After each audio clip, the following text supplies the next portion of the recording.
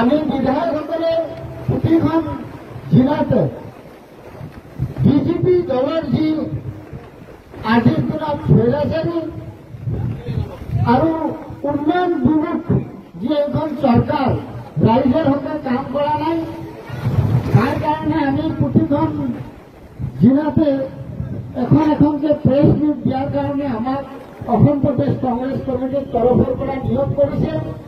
সেই হিচাপত মোকে চিৰাং জিলাৰ দায়িত্ব দিছে আৰু সেই প্ৰগ্ৰামত আহিলে আমি যুৱ কংগ্ৰেছৰ এনেকুৱা এটা প্ৰগ্ৰাম পাই মই আশ্বস্ত হৈছো যে অহা দিনত এই অঞ্চলত কংগ্ৰেছৰ যে জয় জয়কাৰ হ'ব তাৰ আজিৰ এই গ্ৰাণ্ড জয়নিং প্ৰগ্ৰামত প্ৰমাণ কৰি দিম।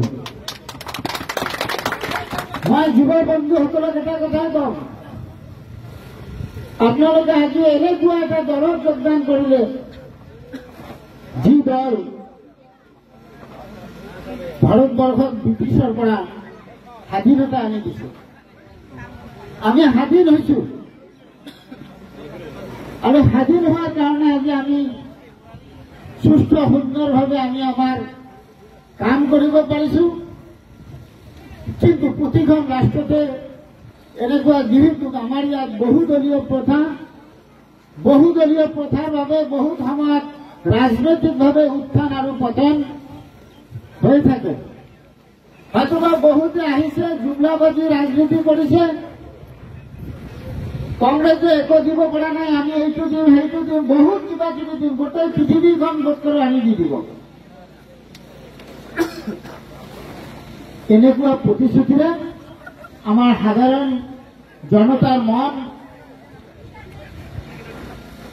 মানে আকৰ্ষণ কৰি হয়তোবা সত্তাত আহিছে, কিন্তু যিখিনি ৰাইজৰ মাজত প্ৰতিশ্ৰুতি দিছে সেইখিনি কেতিয়াও পূৰণ কৰিব পৰা নাই।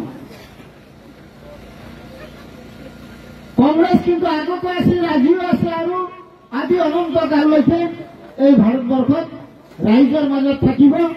ৰাইজৰ দুখ সুখ বিপদ আপদত কংগ্ৰেছীসকলৰ সময়তে থিয় দিব। আৰু আজি কংগ্ৰেছ দলৰ আদৰ্শ অনুপ্ৰাণিত হৈ এই অঞ্চলত ইমান মানুহ আজি কংগ্ৰেছ দলত যোগদান কৰিলে মই ভাবো এই অঞ্চলৰ ৰাইজে আজিৰ দিনত বুজি পাইছে যে এই অঞ্চলত আৰু বিপিআৰ ইউপিপিএলৰ কাম নাই, বিজেপিৰ কোনো কাম নাই। যদি শান্তি আনিব পাৰে, উন্নয়ন আনিব পাৰে, প্ৰগতি আনিব পাৰে, তেনেহলে কংগ্ৰেছ দলেহে আনিব পাৰিব। মই ইয়াত মঞ্চত উপবিষ্ট প্ৰতিজন কৰ্মকৰ্তাই সহায় কৰিছো, ধন্যবাদ জনাইছো যে কংগ্ৰেছৰ কাৰণে আপোনালোকে যে আজিৰ দিনত ৰাইজৰ মাজত কাম কৰি আছে আৰু কাম কৰাৰ কাৰণে আপোনালোকে কংগ্ৰেছৰ ভাল দিশখিনি যে ৰাইজৰ মাজত লৈ যোৱাৰ কাৰণে ৰাইজে আকৃষ্ট হৈছে। এইখিনি কাম গতানুগতিকভাৱে আপোনালোকৰ জৰিয়তে হৈ থাকিব লাগে, যাতে এই অঞ্চলৰ মানুহে কংগ্ৰেছৰ প্ৰতি আৰু বেছিকে আকৰ্ষিত হয়। কাৰণ কংগ্ৰেছ আহিলে উন্নয়ন আহিব, কংগ্ৰেছ আহিলে শান্তি আহিব। এইখিনিয়ে কথা।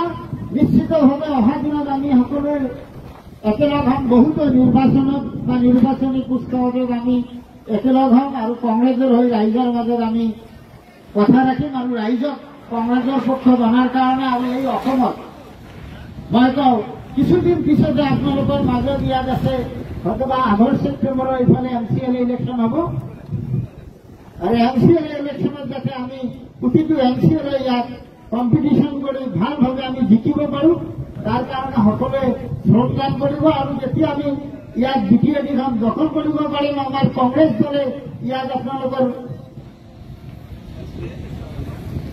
টেৰিটৰিয়েল বডি, সেই বডিটো যেতিয়া আমি গঠন কৰিব পাৰিম, তাৰপিছত বিকেসি টেৰিটৰিয়েল কাউন্সিল আমি দখল কৰিব পাৰিম কংগ্ৰেছ দলে, তেতিয়া নিশ্চিতভাৱে 26ৰ কাৰণে আমাৰ অংকটো সহজ হ'ব আৰু আমি বিজেপিক হৰুৱাই 26ত কংগ্ৰেছ দলৰ নেতৃত্বত যি আমাৰ এলায়েন্স থাকিব, এই এলায়েন্সৰ নেতৃত্বত আমি চৰকাৰ গঠন কৰিব যাতে পাৰোঁ, তাৰ কাৰণে সকলোকে কাম কৰাৰ আহ্বান জনাই ধন্যবাদ জনাই মই মোৰ চমু বক্তব্য সামৰিলোঁ। ধন্যবাদ।